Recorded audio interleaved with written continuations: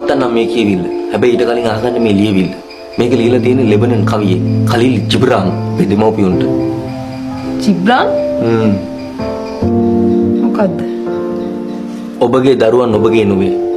ඔවුන් ඔවුන්ගේම ආශාවන් තිබෙන වෙනම මිනිස්සු. ඔවුන්ට ඔබගේ ආදරය ලබා දෙන්න.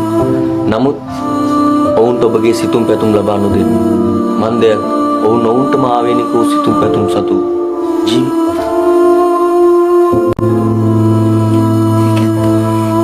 ඔබගේ දරුවාගේ ශරීරයට නැවතීමට නිවසක් ලබා දෙන්න.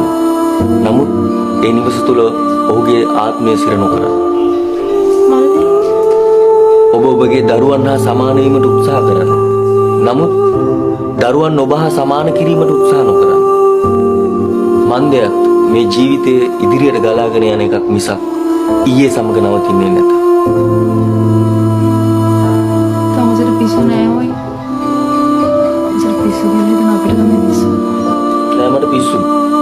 හේතුව අපේ දෙමව්පියෝ උත්සාහ කරනවා ඒගොල්ලෝ ඊතලේ වෙලා අපිව දුන්න කරන්න. මේක කිසිම උදාර බවක් නැති පරාද ජීවිතයක් අත. තුනතර බෙහෙත් ටික ඔක්කොම කටේ දාගෙන මම නිදා ගන්නවා. මොකද දන්නවද? මගේ ඊතලේ හරියනට යවන්න මට හරියම දුන්නක් හම්බුනේ.